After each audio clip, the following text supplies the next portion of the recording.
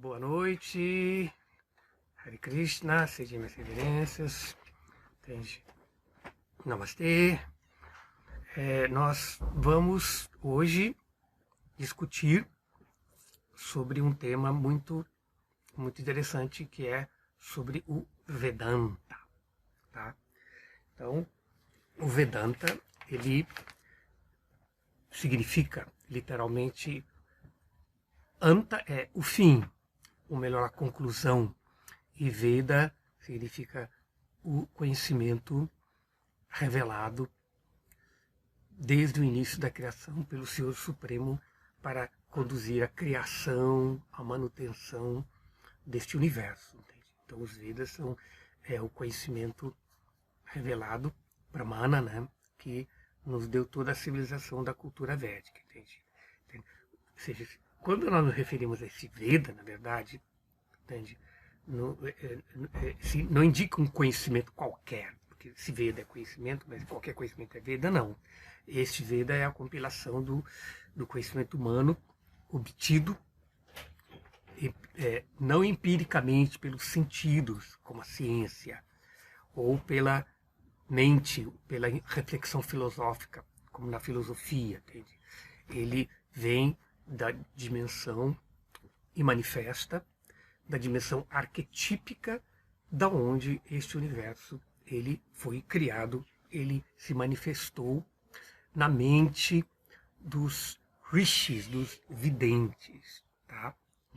Então por isso Veda se refere a essa escritura revelada. Então geralmente os Vedas eles são identificado com 4 livros: Rig Veda, Samaveda e Yajurveda, tá?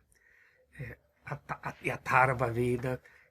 Mas Veda, junto com alguma outra literatura como os Brahmanas e os Aryanakas e as Upanishads são considerados chamado Shruti, aquele que foi ouvido, aquilo que foi revelado. Então esse conhecimento é a revelação inicial que guiou a criação do mundo e a manutenção do mundo.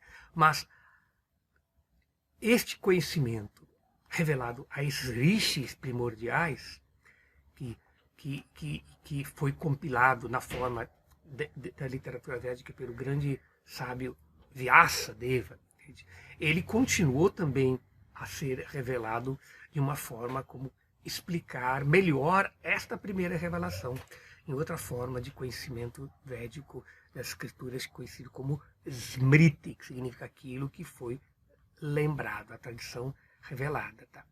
E depois também houve um outro período que é chamado Nyaya, que significa este conhecimento ele foi sistematizado na forma de pontos de vistas diferentes, que se chama do Darshana, os sistemas filosóficos. Então, portanto, este conhecimento revelado originalmente e transmitido de mestre a mestre, ele foi sistematizado em forma de filosofia, baseado em razão, em lógica, em argumentos de causa e efeito, por essas escolas védicas que são chamados os darshanas. Tá? Então os darshanas, eles sistematizam vários tipos de ciências encontrados nesta literatura revelada, que são Shrutis, entende?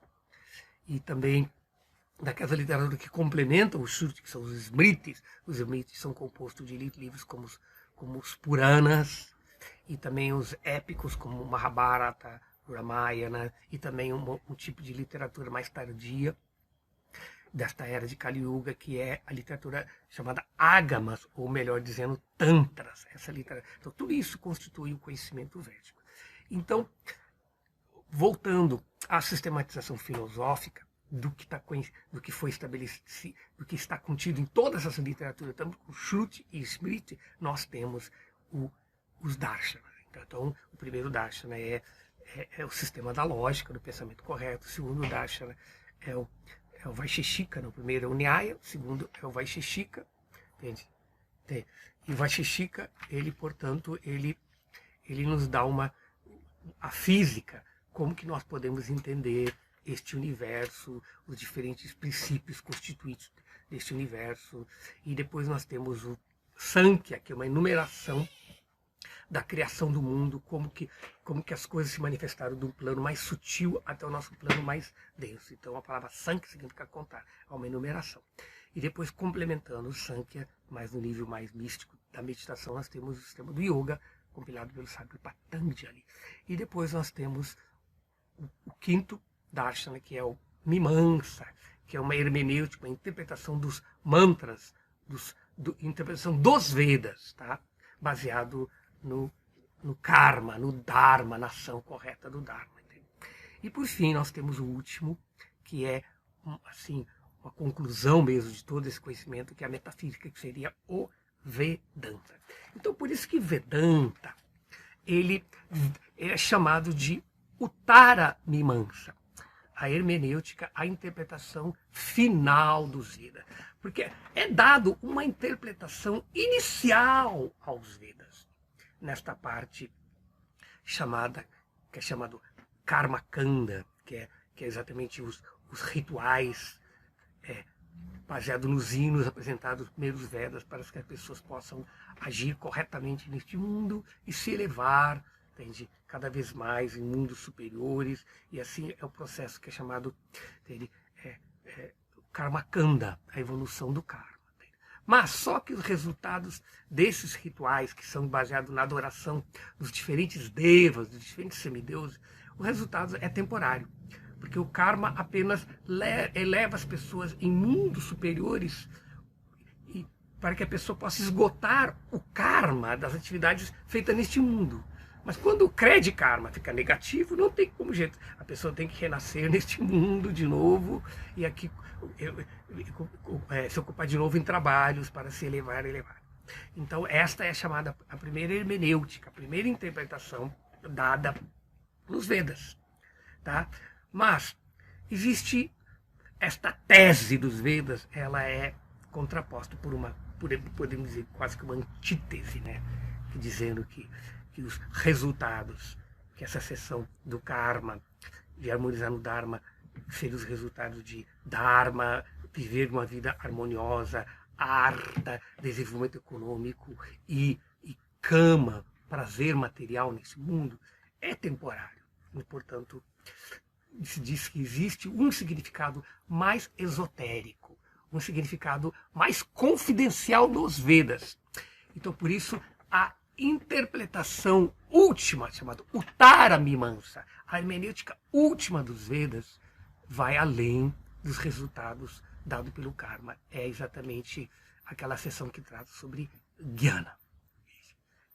Então, portanto, o Vedanta Sutra, ele começa no seu primeiro aforismo, Atato Brahma Jigyasa. Agora que nós alcançamos o estágio pleno da vida humana, entende? Porque a vida humana, ela se estabelece nos princípios do Karma Kanda, do ensinamento inicial dos Vedas. Porque enquanto o ser humano não vive no Dharma, não vive agindo de acordo com as leis do universo, ele não é nem considerado um ser humano, porque se descreve na escritura védica que Haranidra Bhaya Maituranta Shamananeta Pashubera, que comer, dormir, defender-se e fazer sexo são atividades que todos os animais fazem, e um ser humano que só faz isso também não é ainda diferente de um animal. Ele se torna realmente, a vida humana se torna plena ou completa quando ele começa a indagar sobre o Dharma.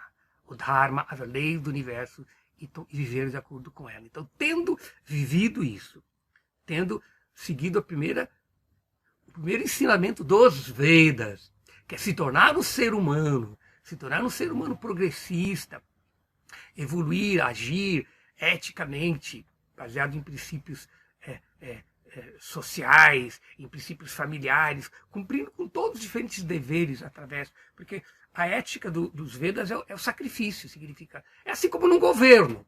Nós vivemos num governo, temos todos os benefícios dos serviços públicos do governo, mas nós temos que pagar os impostos para que o governo tenha condição de cumprir com suas funções sociais. Claro, se os corruptos não roubarem tudo antes, né? Mas voltando à questão, então, da mesma forma, o universo, o governo cósmico, Deus criou o mundo, E aí ele deu um manual de funcionamento do mundo e colocou seres que tiveram o mérito de poder administrar os Vedas através do conhecimento védico, do mantra védico, eles podem administrar. Mas eles, sendo os funcionários públicos do universo, sendo os Barnabés cósmicos, não funcionários públicos, eles podem administrar utilizando os recursos que vêm dos impostos cósmicos. Então os impostos são os yagya, os sacrifícios. Então são os sacrifícios, são os rituais, a fé, que faz com que as leis cósmicas do universo, o Dharma, funcione perfeitamente. Então, tendo agido desta forma, alcançado um progresso de ter obtenções materiais, satisfazendo os seus desejos, chegando num grau de esgotamento, a pessoa chega num ponto de buscar aquilo que está além do que é temporário. Então, a busca do eterno. Então, aí nós temos o ensinamento da segunda hermenêutica, a segunda interpretação dos Vedas, a segunda antítese dos Vedas. Ele diz que não, este objetivo do karma, de viver no Dharma, é importante para nós evoluirmos, chegar a um grau, estarmos preparados para uma evolução numa oitava superior. E esta oitava superior, essa antítese, exatamente é guiando, com autoconhecimento. Então, agora, o Vedanta começa nisso. Entende? Agora que pudemos agir corretamente, agora está na hora de nós indagarmos sobre o real, o absoluto, o eterno, por isso é chamado Brahma Jigyasa, Atato Brahma Jigyasa. Então o Vedanta ele começa com a indagação sobre o Brahman, o real dele. E logo no começo, o Vedanta Sutra, ele define o que é esse real. Janma Dyasya Jataha, dizendo que aquilo que, da onde tudo vem, entende? Aquilo onde tudo permanece e aquilo para onde tudo retorna, este é o Brahman. Então, essa busca do Brahman, entende? Essa busca da verdade absoluta, entende? Ela logo nós entendemos que essa verdade absoluta é a origem de tudo, entende? Da onde tudo vem, onde tudo mantém e para onde tudo retorna.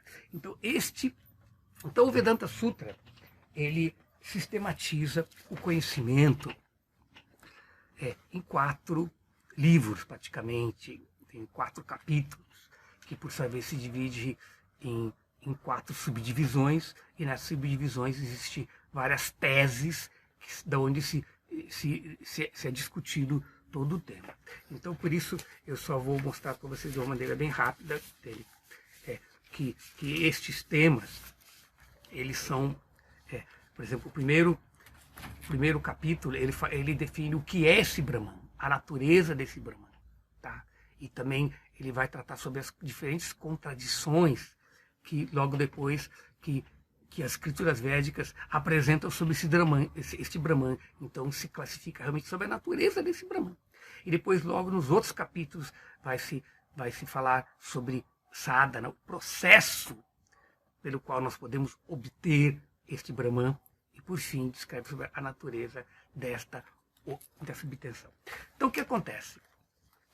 Este conhecimento do Brahman é baseado em todo ensinamento filosófico e metafísico contido na parte filosófica, na parte esotérica dos Vedas, que são as Upanishads.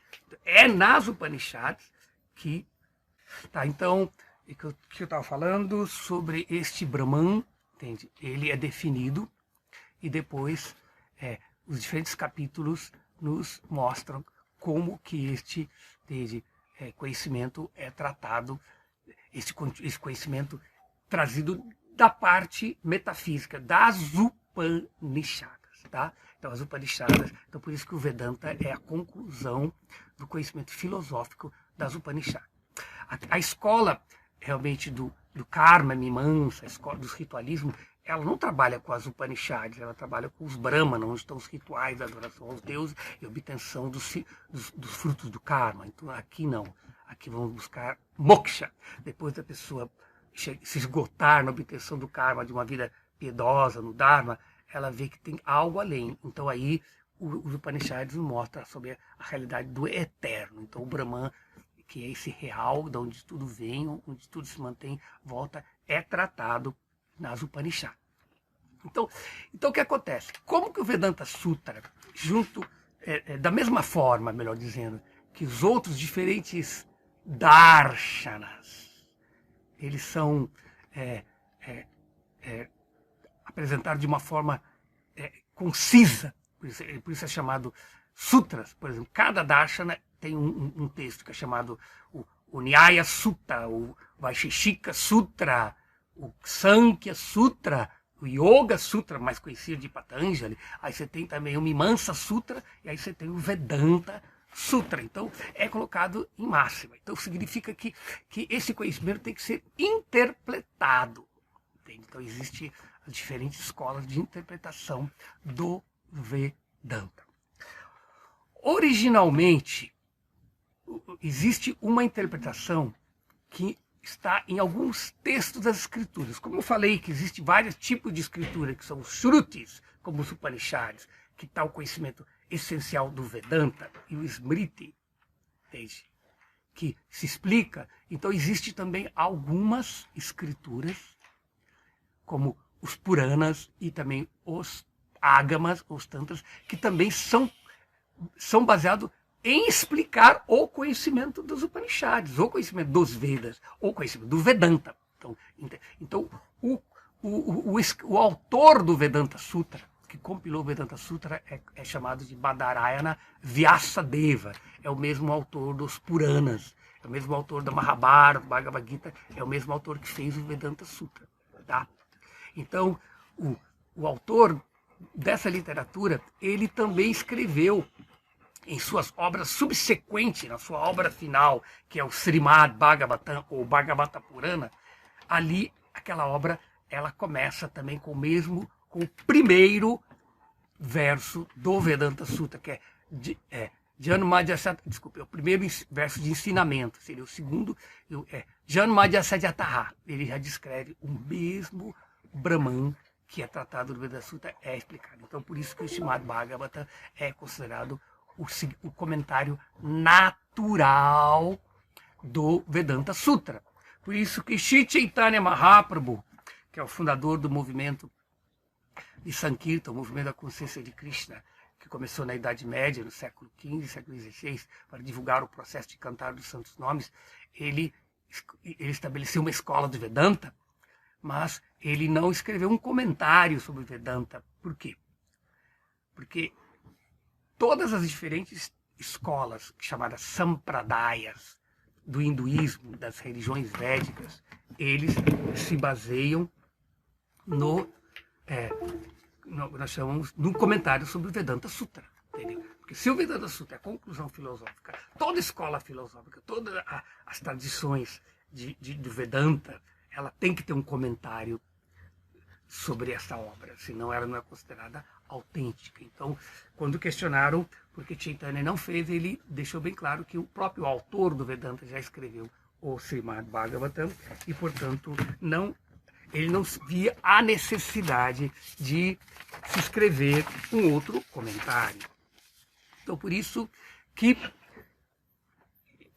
tanto o Srimad Bhagavatam, que é um dos Puranas mais importantes, é um comentário sobre o Vedanta Sutra, como também temos os livros chamados Satvata Pancharatras. Os Pancharatras é um tipo de ágamas ou tantras Vaishnavas. Tá? Os tantras são literaturas que também complementam os Vedas, dando a parte ritualística das diferentes tradições do que hoje nós conhecemos como hinduísmo, as religiões védicas, que seriam o Vaishnavismo, o Shaivismo e o Shaktismo. Cada uma dessas tradições religiosas tem algumas literaturas que explicam os conhecimentos, a teologia, a ritualística, e os diferentes mitos, as diferentes histórias sagradas, melhor dizendo, dessas tradições. Tá? Então, por isso que os tantras, os agamas Vaishnavas, mais conhecidos, são chamados Satvatas Tantras. E um desses livros é chamado Pancharatra. Então os Pancharatra também são considerados uma interpretação da filosofia do Vedanta. Mas este conhecimento poucas pessoas estudam, só mesmo aqueles que já estão iniciados nessas tradições, eles estudam o Vedanta, os Upanishads, todos os Vedas, através desses comentários, que seriam os Puranas e os Agamas, as literaturas tântricas. Tá? Agora, mais conhecido do ponto de vista filosófico, nós temos o quê? Nós temos os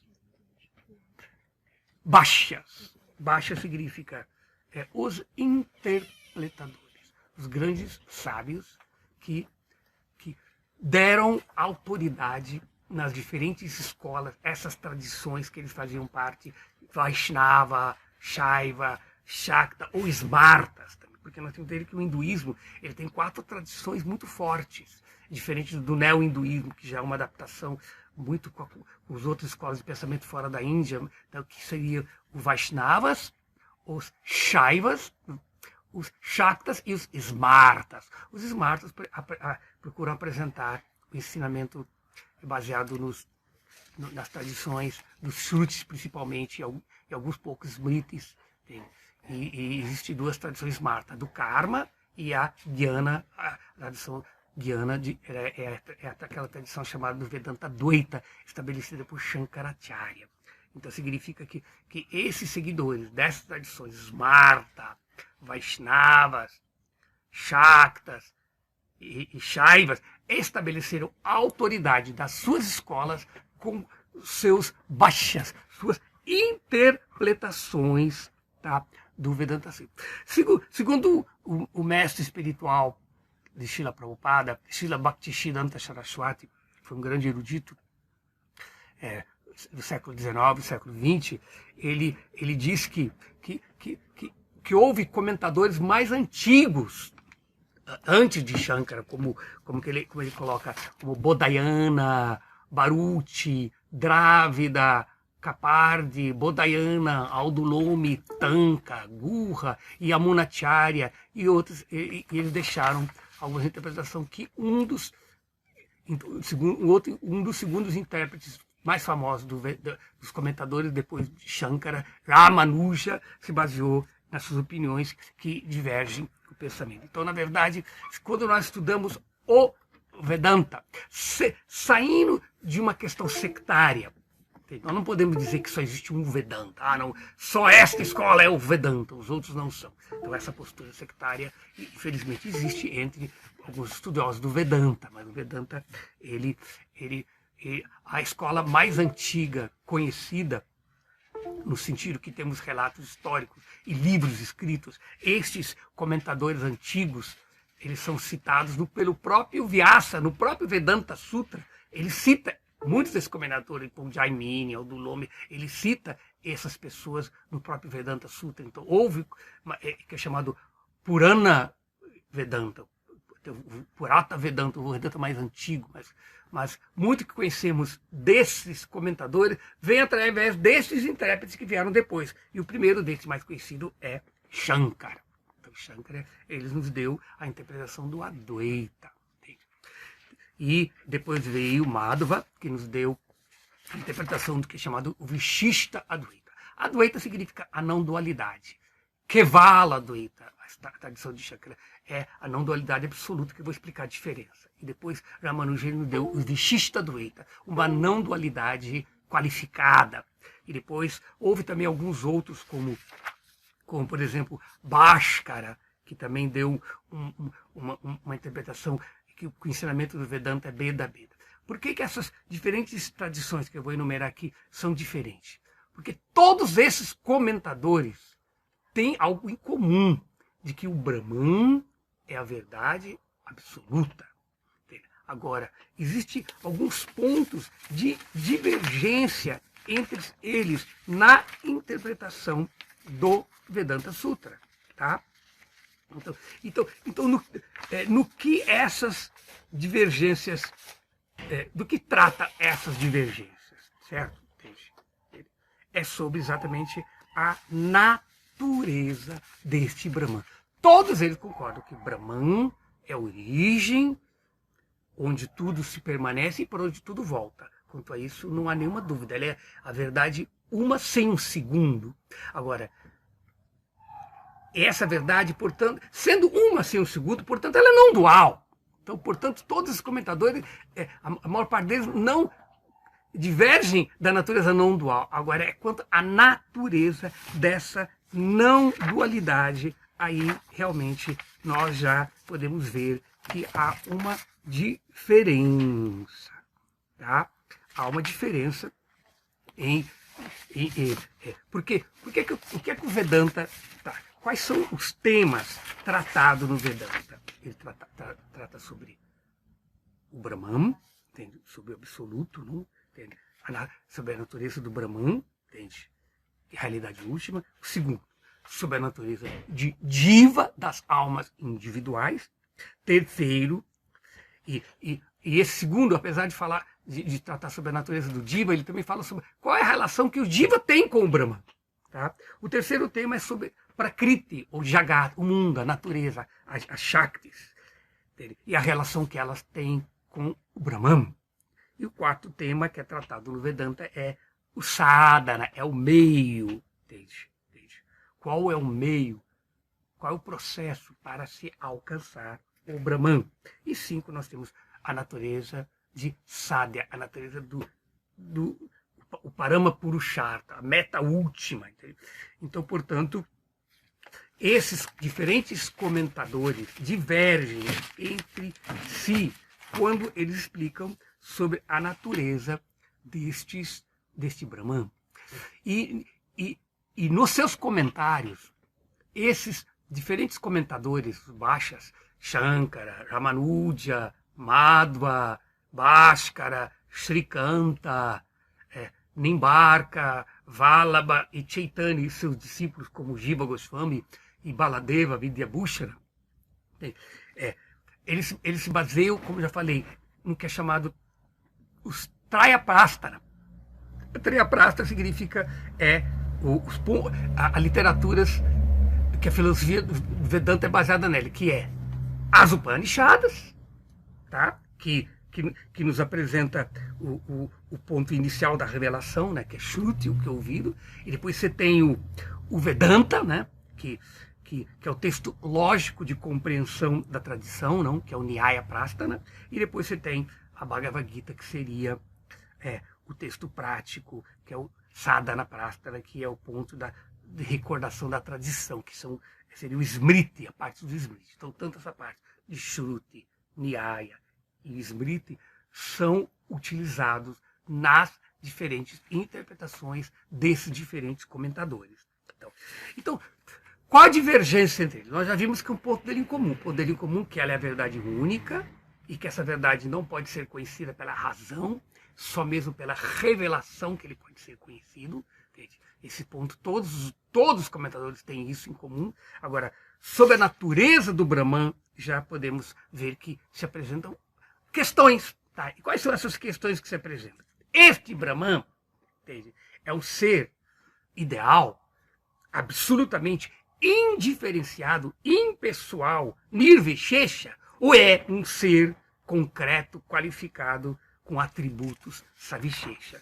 Então, quanto à natureza, então é a divergência. O Shankara já coloca que o Brahman ele é totalmente nirvishesha, sem qualificação, ele é apenas um ser impessoal, entende? Então, enquanto que os Vaishnavas, ou mesmo as outras tradições, como Srikanta também, eles já dizem que não, este Brahman, ele é uma pessoa. Para Srikanta, que é o intérprete shivaísta do Vedanta, ele diz que esse Brahman é Shiva. Os Vaishnavas dizem que é o seu Shiva, é Vishnu, é Krishna, tem as diferentes manifestações do Senhor Supremo. Então, isso é enquanto a natureza do Brahman. Agora, quanto à natureza das almas individuais, das jivas, que é o segundo tema tratado no Vedanta, nós podemos ver que surge controvérsia, tá? De que se essa jiva é igual ao Brahman, se ela tem uma realidade eterna, distinta, entende? Pela qual elas se relacionam com o Brahman, ou apenas é apenas uma manifestação ilusória, temporária, que não tem natureza ontológica permanente. Tá? E agora, em relação à natureza, né, já surge a controvérsia de que essa natureza é real ou é uma manifestação ilusória do Brahman, tá? Causada por avidya, a ignorância, entende? Ou ela é uma realidade que tem o Brahman como sua causa, mas também herda qualidades do próprio Brahman. Tá? Então, agora, enquanto ao terceiro tema, que seria o sadhana, aquilo que conduz a Brahman, a questão que se apresenta é: será que o conhecimento intuitivo, que é Parokshya Jnana, é o meio direto para a libertação, para moksha, ou é a devoção? Então aí já podemos ver que entre os comentadores, por exemplo, Shankara coloca Jnana. Ele aceita Bhakti como meio para levar a Jnana, enquanto que as outras tradições colocam Bhakti não só como um sadhana, mas também como um sadhya, é um meio e também o próprio fim. Tá?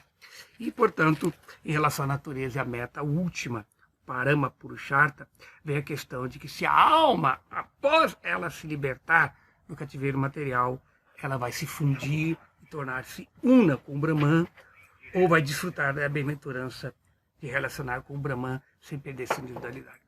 Por isso que é trazido em relação a isso muitos textos das diferentes literaturas, Shruti mesmo, Smriti, principalmente, que fala sobre moksha, que moksha, existe 5 tipos de mokshas. O moksha de você, da alma, se fundir, perder a individualidade, é chamado sayudhya. Mas existem também outros 4 tipos de liberação, que a alma mantém sua individualidade e ela vai residir na morada com Deus, assumindo as qualidades de Deus, a forma de Deus. Então existe uma de verdade. Então, nesse sentido, podemos ver que aqui o ponto da discussão toda a história, todo o desenvolvimento da filosofia do Vedanta e das diferentes teologias baseadas no Vedanta, das diferentes escolas autênticas do hinduísmo tradicional, ou mesmo das neos que vieram depois, é exatamente sobre este embate, sobre essas 2 principais visões, uma visão mais idealista e impessoal e uma visão mais realista, dizendo que a realidade deste mundo, a diversidade desse mundo, certamente é ilusória porque é temporária, mas elas são reflexos de uma realidade arquetípica que existe na natureza espiritual.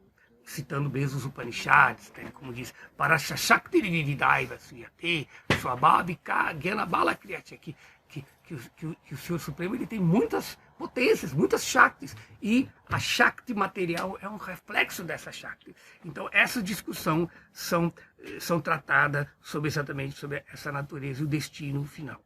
Então, todos os comentadores dão importância a esses 5 temas, tá? Mas ele diverge entre si, tá? Nos detalhes, tá? Quando define segundo suas próprias doutrinas, né, metafísicas, e, portanto, daí nós surgimos dessas controvérsias que pode existir quando a pessoa vai estudar o Vedanta. Então, eu vou apenas mostrar assim, de uma maneira bem resumida assim, sobre essas diferentes escolas. Então só resumindo, que eu já falei quase todos eles, a primeira escola é a Advaita, que é chamada escola Smarta de Shankara, né? que ele se baseia nas primeiras exposições sobre o Advaita, feita por seu mestre Gaudapada, né? Então o Shankaracharya ele estabeleceu os alicerces do Vedanta Advaita. Tá? Então, na nossa discussão de hoje, nós vamos ver como Shankara estabeleceu a sua teoria da não dualidade absoluta, entende? Que prevê o processo de jnana como sendo superior e o processo de karma e de bhakti como sendo apenas algo provisório para levar a jnana. Então essa é a posição que ele está ali. Tá? Então, depois nós temos a escola de Bhaskara, que também não está ligada a nenhuma tradição religiosa do hinduísmo, nem os Vaishnava, nem os Shaivas. Ele também é um filósofo, e ele estabeleceu a filosofia de Aupadika Beda Beda, né? Que ele diz que a verdade ela é dual e não dual ao mesmo tempo, tá? E ele contesta muitas premissas de Shankara, principalmente a teoria de que a realidade desse mundo é causada por Maya, pela energia ilusória. E, portanto é Bhaskara que chama os seguidores de Shankara de Mayavadis, aqueles que advogam a ilusão de que tudo que existe é causado por Maya, pela ilusão. Mas, na verdade, em última análise, não existe nada disso, apenas existe o Brahman. Tá? Então, Bhaskara, ele discorda nisso principalmente. E depois nós temos a terceira escola mais conhecida, que é a escola do Vishishta Advaita. A palavra Vishishta significa qualificação ou diferenciação. Ele aceita um não dualismo. Ele diz que sim, a verdade absoluta, ele não diverge de Shankara quanto à natureza de só ter uma realidade, a única realidade, e tudo que mais existe dentro dessa realidade como sendo órgãos desse Brahman. Então ele tem um monismo orgânico. Ele está dizendo, assim como se tem, assim no corpo, você tem a mão, os braços, os órgãos, olhos, todos eles têm a sua natureza distinta, mas eles não existem independente. Então há uma não dualidade última. Então, portanto, o Ramanujacharya ele estabelece isso dizendo que este Brahman é Vishnu, tá? Então o Vishishta Advaita não dá na nossa discussão de hoje de todo ele, porque a gente está dando uma visão geral. E outra escola também não tão conhecida, mas também importante, é o Vishishta Shiva Advaita. Ele segue as mesmas premissas que Ramanuja fala sobre essa questão da qualificação, que a verdade ela é não dual, mas ela é uma qualificação orgânica, mas só que a diferença é que é assim como que Ramanuja considera que este Brahman ele é Vishnu, para Srikanta este Brahman é Shiva. Então ele dá uma base filosófica dentro dessas tradições shivaístas. E depois nós vemos a escola de Advaita. Desculpa, a escola do Dvaita, do dualismo absoluto de Madhvacharya. Então Madhvacharya, ele assume mesmo, ele arregaça, ele contesta Shankara, dizendo que não existe não dualidade. A não dualidade, existe a dualidade, distinção eterna. A alma é diferente das almas, que são diferentes do mundo, o mundo é diferente. Ele diz que essas três realidades, Deus, as almas e o mundo, são diferentes entre si. Eles são diferentes. Mas existe, como é uma escola teísta do Vedanta, existe uma relação de que apesar deles terem uma distinção, só existe uma realidade absoluta, que é o Brahman. Só Deus é absoluto. Porque as outras realidades, a Jiva e o mundo, elas são dependentes. Por isso ele tem um princípio chamado Swatantra. Só Brahman é independente, as outras são realidades dependentes. Então o Brahman é a verdade absoluta e a alma e o mundo é a verdade relativa. Então, apesar de eles serem diferentes, eles não existem independente do Brahman. Então, eles são dependentes. Então, é uma escola bem teísta, que de alguma forma lembra bastante a teologia cristã também, da filosofia cristã, da diferença entre a alma e Deus, de alguma maneira. E a próxima veio aí a escola de Nimbarka, né? Nimbarka, ele nos trouxe o Swabika Beda Beda, uma escola dizendo que o Brahman e o mundo, as almas, são iguais e diferentes ao mesmo tempo. Por própria natureza, eles são iguais, mas diferentes. Porque, nesse sentido, o conceito de realidade única, segundo ele aceita, então, portanto, a unidade existe, mas devido a essa dependência que Madhva coloca, então, porque há dependência, entende? Da Jiva e do mundo, do Brahman, então há uma diferença. Então, por isso há uma diferença e não diferença simultânea. E a escola de Vallabha, que é o Shuddha Advaita, né? É o dualismo puro. Ele tenta purificar o dualismo que Shankara fala harmonizando ele também numa não dualidade dual simultânea, que ele diz que existe uma unidade absoluta, pura, onde se mantém as diferenças eternas entre Deus e as almas. E por fim a escola mais recente, né, que é a escola Achintya Bheda Bheda do Vedanta, né, que foi estabelecida por Chaitanya. Então Chaitanya ele continua essa questão de que a verdade absoluta, o Brahman, as almas, unos são iguais e diferentes ao mesmo tempo, mas ele diz que não é possível conciliar filosoficamente este paradoxo, que ele chama Achintya. Então ele considera que realmente existe uma não dualidade absoluta, entende? Só existe o Brahman, só existe Deus, e este Brahman é Krishna, entende? E este Brahman tem Shaktis. Então, as Shaktis, elas, assim como o fogo tem sua energia que não é diferente dele. Então as Shaktis, ao mesmo tempo, elas não são diferentes de Deus, e portanto ele harmonizou o Vedanta aqui. São temas muito assim complexos que vamos poder discutir. Entende? Então, estes temas do Vedanta, inclusive como que é dividido o Vedanta, nós vamos ter que não dá para falar aqui numa live pequenininha, entende? Apenas vamos botar um desafio para o estudo disso. Eu estarei realizando a partir da próxima quarta-feira, das 20 às 22 horas, em 4 semanas, um curso exatamente de Vedanta Darshana, que nós vamos discutir sobre todos esses pontos do Vedanta Sutra, baseado nessa visão crítica entre todas as escolas. Não é um curso, assim, como chama, vamos dizer,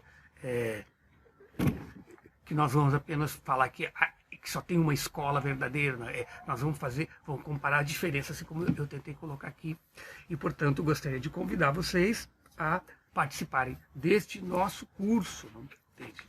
E aí nós podemos iniciar um estudo do próprio Vedanta Sutra depois desse curso. Esse curso é uma preparação para que a gente possa fazer um curso sistemático do Vedanta Sutra, baseado nos comentários, principalmente o comentário de Chaitanya Mahaprabhu e do Srimad Bhagavatam, com ênfase nisso e comparando com os outros diferentes comentários. Entende? Então, tudo isso que nós tentamos falar de uma forma bem concisa aqui, nós vamos esmiuçar nesse nosso curso sobre o Vedanta Darshana, que é sobre o ensinamento, a essência do conhecimento védico. Então, então eu vou parar aqui a minha exposição, né, do nosso curso, entende? Eu vou depois, vocês podem acompanhar tanto no meu Face como no Instagram, existem os detalhes, o horário desse curso, e vocês podem fazer inscrição nesse curso. Tá? Então vamos agora abrir espaço para que a gente possa responder as dúvidas. Então, nós estamos fazendo esta live no Facebook e no Instagram, mas um deles foi para o espaço. Eu estou só num, agora eu não sei se eu estou no Facebook ou estou no Instagram. Eu estou no Instagram. Aqui, a Paola que está me assessorando, ela pegou as perguntas aqui, ela vai me ajudar aqui para ficar mais fácil. Tem uma pergunta, LV Arte na Escola. Ele perguntou, por onde devemos começar os estudos do Vedanta? Tá.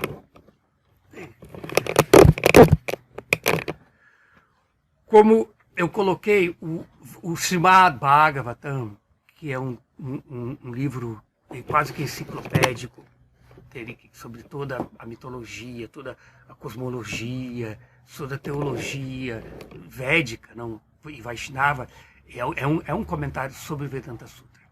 Um estudo sistemático é muito raro, eu não conheço. Eu estou tentando fazer o primeiro estudo sistemático aqui pela internet, que trata sobre todas as diferentes visões. Existem alguns estudos do Vedanta, mas geralmente sempre voltado na escola só de Shankara, só do Vedanta Dvaita, não?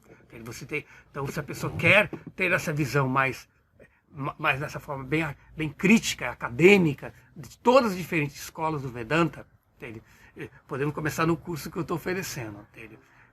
Ou então, você pode, pelo estudo do Bhagavad Gita, como o Bhagavad Gita e os Upanishads são textos paralelos na compreensão do Vedanta Sutra. Então você vai encontrar o resumo da filosofia que é tratada no Vedanta Sutra nessas obras. O começo é pelo Bhagavad Gita e o Srimad Bhagavatam, você automaticamente se torna familiarizado com os temas que é tratado no Vedanta Sutra. Tá certo? Então é um bom começo por esse, tá?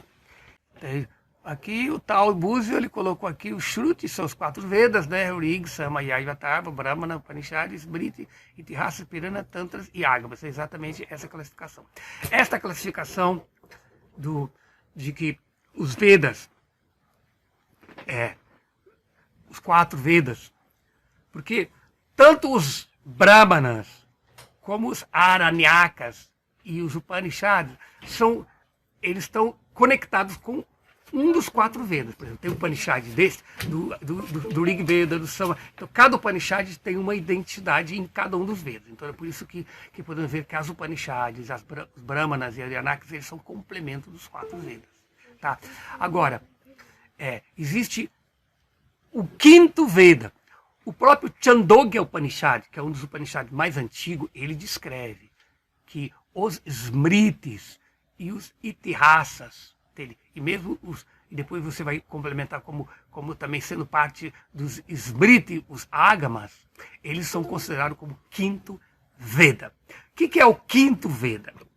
Significa que em Kali Yuga as pessoas têm pouca qualificação para estudar os rituais védicos e os tratados filosóficos muito profundos dos Upanishads, que são tratados no Vedanta. Então, portanto, você pode estudar todos esses temas na forma de histórias, na forma de relatos cosmológicos. Então, ao mesmo tempo que você estuda sobre todos esses diferentes relatos sobre a criação do mundo, sobre a salvação do mundo, as encarnações de Deus, então o conhecimento das Upanishads e do Vedanta é apresentado na forma dessas diferentes histórias. Então portanto, os Smritis são considerados como o 5º Veda. Por isso, algumas pessoas têm objeção quando nós falamos literatura védica, literatura védica, porque essas literaturas, os Smritis, elas são baseadas nos Vedas e, portanto, são também conhecidas,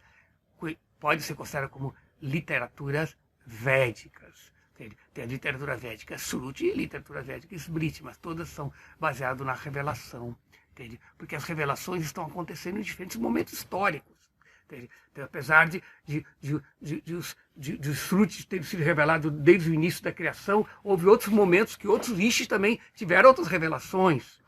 E foram escritos outros tipos de conhecimentos védicos, como os Smritis, depois os Tantras. Então, por isso que o conhecimento védico ele é manifestado na mente dos rishis, e isso está acontecendo. Uma religião que não tem rishis, que não tem sábios, receberam novas revelações, ela esclerosa.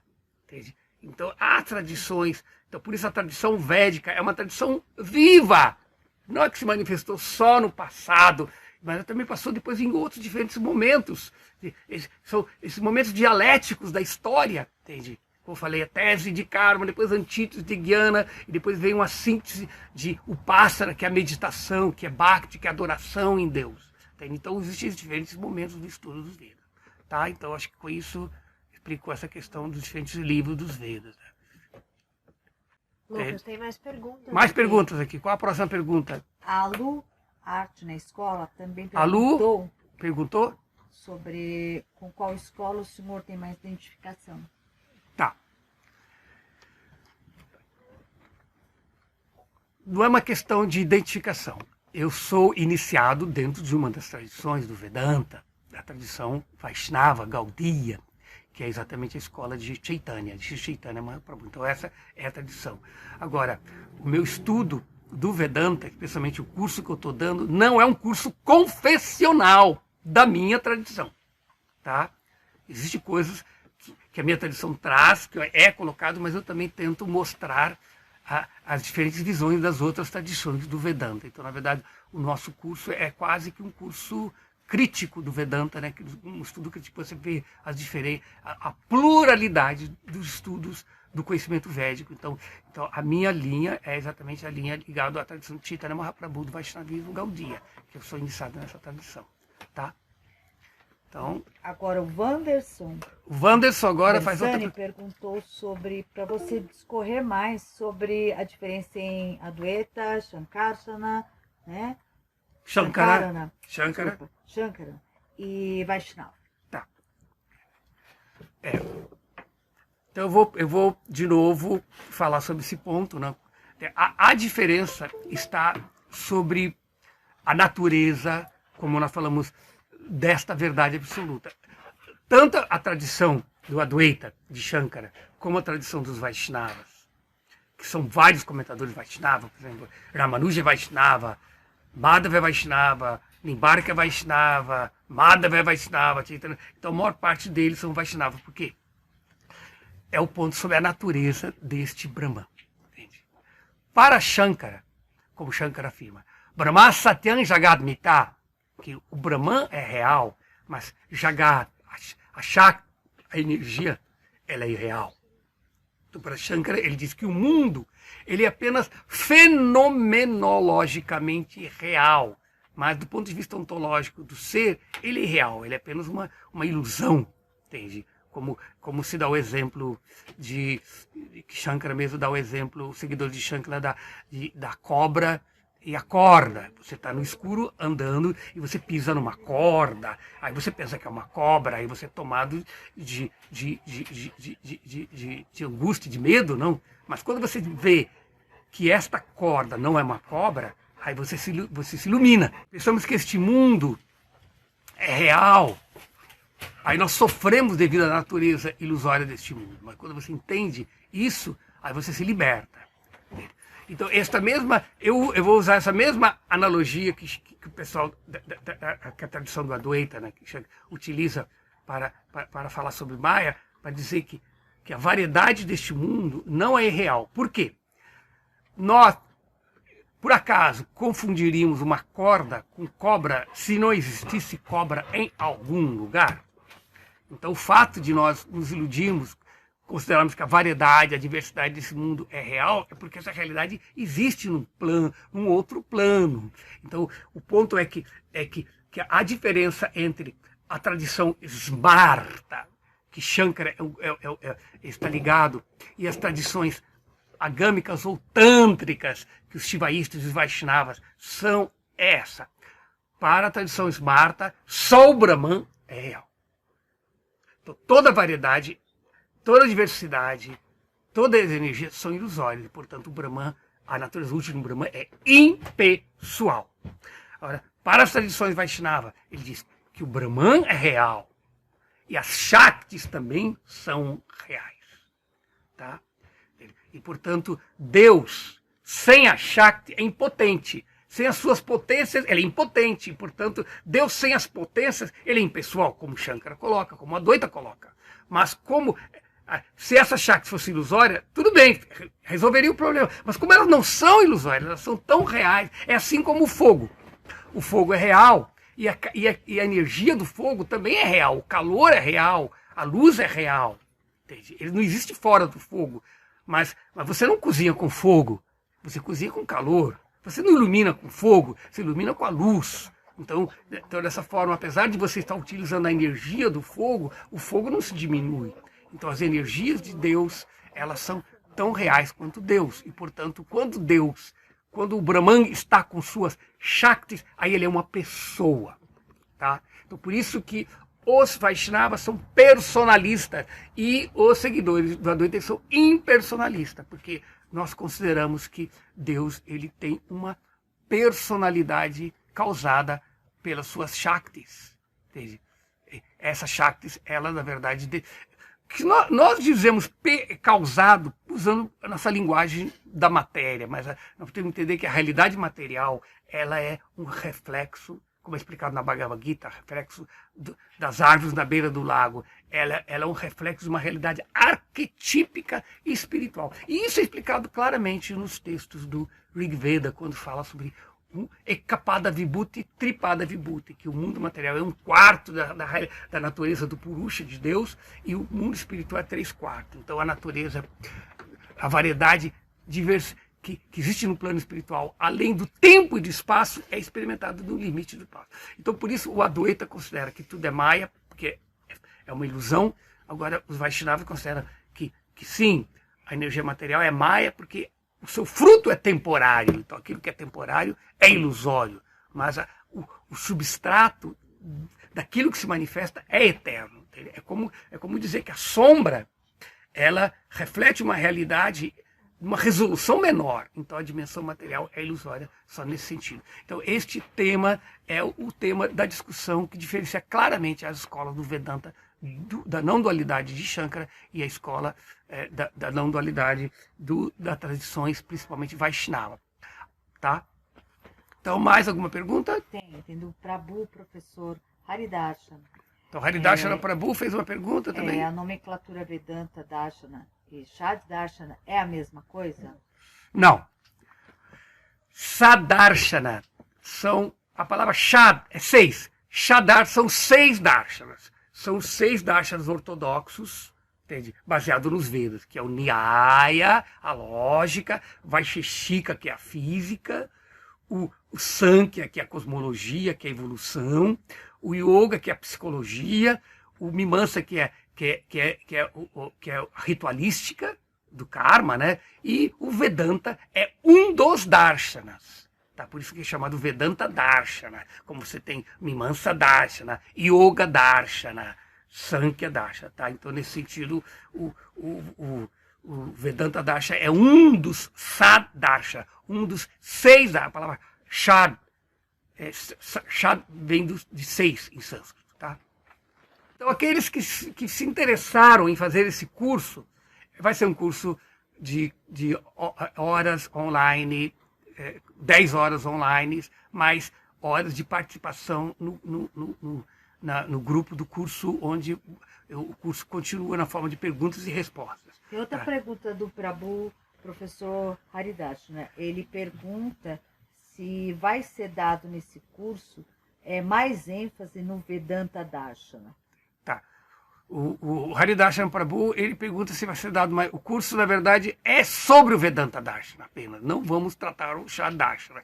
O Shardarshana eu já dei em outro. É um outro curso que eu já dei em outro tempo, que eu estudo todos eles de uma forma resumida, né? E lá eu falo bem brevemente sobre o Vedanta. Agora, esse curso aqui é um aprofundamento sobre o Vedanta, que você vê, nós vamos esmiuçar para que nós possamos ver e entender as diferenças nas diferentes escolas do Vedanta. E o que se trata no Vedanta? Vamos fazer uma pequena visão sobre os capítulos, para que vocês possam. A apostila é bem rica, tá? É uma apostila de 42 páginas para vocês acompanhar. Quem já fez a inscrição do curso já recebeu a apostila e já pode começar a estudar e fazer as suas perguntas para o nosso curso, que vai ser um curso bem participativo, tá? Então, todos estão convidados até na próxima quarta-feira, às 20 horas, onde começaremos o curso do Vedanta, aqueles que se interessarem. Então, Hare Krishna, boa noite.